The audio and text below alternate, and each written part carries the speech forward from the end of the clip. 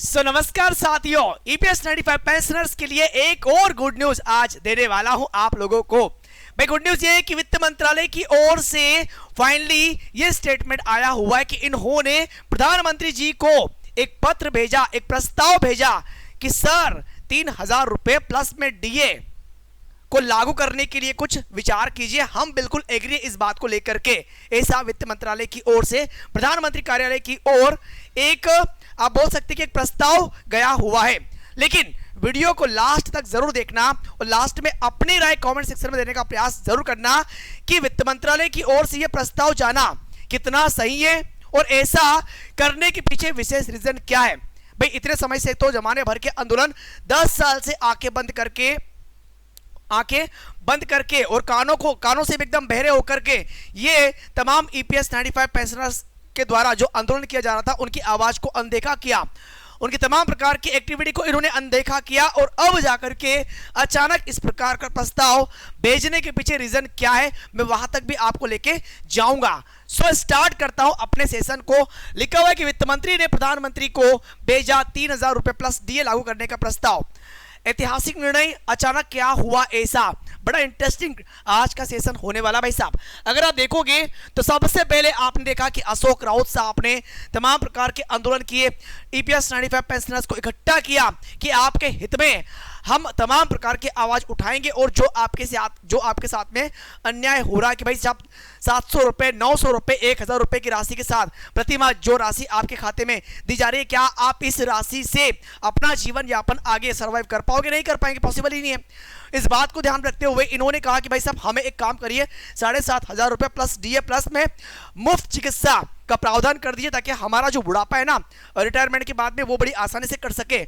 अब इसी बात को लेकर के 10 साल हो चुके, 2014 से प्रारंभ किया था, आज 2025 स्टार्ट हो चुका है, लेकिन अभी तक ऐसा कोई निर्णय नहीं लिया गया। तो फिर अचानक ऐसा क्या हुआ कि वित्त मंत्रालय की ओर से निर्मला सीतारमण जी के द्वारा ऐसा प्रस्ताव प्रधानमंत्री कार्यालय की ओर भेजा गया।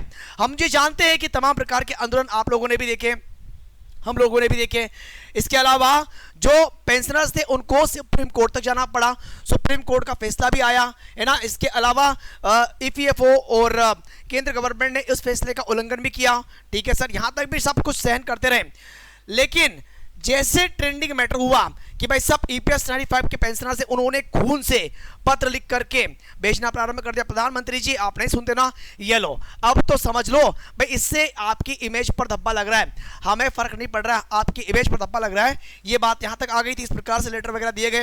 ठीक है, अब आश्वासन के लिए इन्होंने क्या किया, आश्वासन के लिए जो ईपीएस 95 पेंशनर्स के आंदोलन करता थे उनके जो लीडर्स थे उनको अपने पास बुलाया, आश्वासन दिया, फोटो क्लिप्स करवाए ताकि इनको लगे कि हाँ ठीक है सब कुछ अब बढ़िया है, आगे कुछ ना कुछ हो जाएगा। सबसे मिलना हुआ, प्रधानमंत्री जी से मिलना हुआ और सबने क्या किया, सिर्फ आश्वासन दिया।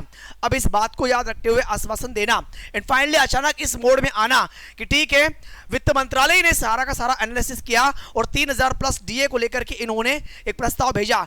अब रीजन क्या है मैं आप लोगों को अब उस रीजन को लेकर जाना चाहता हूं। जैसे आपको पता होगा इन्होंने ये कहा कि भाई कर्मचारी जो ईपीएफओ है 1995 लाखों कर्मचारी आपको यहां पर देखने को मिलेंगे और ये पेंशन इनकी आर्थिक सुरक्षा को सुनिश्चित करती है, ऐसा इन्होंने कहा। ठीक है, 3,000 प्लस डीए को लेकर इन्होंने बात की। अब इनका मेन पर्पस क्या था मैं आपको वहां पर लेकर जाना चाहूंगा कि 3,000 प्लस डीए का प्रस्ताव देने का इन्होंने खास करके क्या रखा, एक प्रस्ताव रखा गवर्नमेंट की ओर से। हालांकि निर्णय अभी भी केंद्र गवर्नमेंट के हाथ में रखा हुआ है कि जल्दी से भाई इनकी सहमति है कि आप ऐसा कुछ कर सकते हैं सर, जरूरी है। ठीक है, लेकिन यहां पर अगर दिया जाएगा तो भाई नॉर्मल तरीके से जो इनकी मांग है कि इनकी पेंशनर्स की आप लोग खुद जानते हैं 7,500 रुपए प्रति माह दिया जाए, डीए दिया जाए और जीवन और उनके और जीवन साथी के लिए मुफ्त चिकित्सा सुविधा प्रदान की जाए, ऐसा इन्होंने कहा। क्योंकि 10 जनवरी 2025 को ईपीएफ 95 पेंशनर्स के प्रतिनिधियों ने वित्त मंत्री निर्मला सीतारमण जी से मुलाकात भी की थी और अपनी मांगों को लेकर उनके सामने रखा भी था। वित्त मंत्री ने पेंशनर्स को उनकी मांगों पर विचार करने का आश्वासन दिया था, ये बात आप लोग भली भांति जानते हैं। फिर इतने लंबे समय के बाद भी अचानक इस प्रकार का प्रस्ताव प्रधानमंत्री कार्यालय की ओर भेजना, उसके पीछे एक विशेष रीजन आगे आपको यहां पर बताने वाला हूं। ठीक है, एटलीस्ट यहां तक कि वेतन सीमा बढ़ाने की बात भी यहां पर की गई थी। वर्तमान में न्यूनतम वेतन सीमा 15,000 थी, लेकिन अब उसे बढ़ा करके 21,000 का प्रस्ताव भी रखा गया है। ठीक है, अब ये बातें सर हम लोग जानते हैं, जो वेतन सीमा 15,000 है वह 1 सितंबर 2014 से लागू है। आज 10 साल हो गए। अब इसे बढ़ाने की मांग की गई, 21,000 कम से कम न्यूनतम करनी पड़ेगी। और पेंशन की गणना की यहाँ पर बात हो रही, इन्होंने एक फॉर्मूला रेडी किया है कि पेंशन योग्य वेतन प्लस में सेवा अवधि और डिवाइडेड 70, इससे डिवाइड करेंगे, जो भी खास करके आंकड़ा आएगा उस राशि के हिसाब से इनको पेंशन दी जाएगी। ठीक है सर, लेकिन अब यहां पर मेन बात आती है कि इनके परिवर्तन के पीछे रीजन क्या है। कि इनके परिवर्तन के पीछे वित्त मंत्रालय का इस प्रकार से प्रस्ताव देने का विशेष रीजन यहां पर अब सामने आ रहा है, क्योंकि सुप्रीम कोर्ट ने इनको फटकार लगाई कि भाई साहब आपने हमने जो डिसीजन सुनाया, आप उसके खिलाफ जाकर के आप सुप्रीम कोर्ट के फैसले का उल्लंघन कर रहे हैं, आप पर भारी कड़ा जुर्माना लगाया जा सकता है। एक बात इन्होंने ये कही। इसके बाद में राहुल गांधी का समर्थन ईपीएस 95 पेंशनर्स को मिलना, और इन्हीं में अगर आप देखोगे तो भाई साहब यहां पर एक महोदया जिनका नाम है सुप्रिया सुले, जो कि सांसद है महाराष्ट्र में, इन्होंने स्पीच दी थी और इन्होंने ये कहा था कि अगर हमारी गवर्नमेंट बनती है तो हम घर जाकर या घर लाकर आपको ईपीएस 95 पेंशन की जो 3 मांगे आपकी वो बराबर कंप्लीट करके देंगे। इस प्रकार का स्टेटमेंट जब सामने आया तब जाकर के इनकी नींद खुली कि अब हमें कुछ ना कुछ एक्शन लेना पड़ेगा, अदरवाइज अगर हम चुप बैठे रहे तो भाई साहब बाजी कोई और मार के लेके चला जाएगा। और वैसे भी ईपीएस 95 पेंशनर्स ने कई बार इनको चेतावनी दे भी दी है कि अगर हमारी मांगे पूरी नहीं होती तो हम सिर्फ 78 लाख नहीं है बल्कि 7 करोड़ से ज्यादा ऐसे कर्मचारी जो कि संगठित क्षेत्र में काम कर रहे हैं, जब वो रिटायरमेंट की बात, जब उनके मन में विचार आएगा कि एक समय के बाद में हम भी रिटायर होंगे, और अगर जो पेंशन के लिए ये आंदोलन कर रहे हैं और अभी से अगर इनकी मांगे पूरी हो जाती है और पेंशन अगर बढ़ के प्रारंभ हो जाती है तो रिटायरमेंट के बाद में हमें भी ये बढ़ी हुई पेंशन प्राप्त होगी। तो भाई साहब अगर जो गवर्नमेंट इनके पक्ष में फैसला सुनाएगी ये प्रॉपर तरीके से उनको सपोर्ट करना चाहेंगे। इस बात को ध्यान में रखते हुए वित्त मंत्री निर्मला सीतारमण जी के द्वारा इस प्रकार का प्रस्ताव प्रधानमंत्री कार्यालय की ओर भेजा गया। लेकिन यहां पर अब एक बात आप लोगों को बतानी है कि वित्त मंत्रालय की ओर से भेजा गया प्रस्ताव कितना सही है, कितना सहमत है आप इस प्रकार के प्रस्ताव को लेकर के कि 3,000 प्लस में डीए, 3,000 प्लस में डीए, ये 2 कंडीशंस इन्होंने वहां पर रखी हुई है। मुफ्त चिकित्सा का प्रावधान उसमें अभी इंक्लूड नहीं है।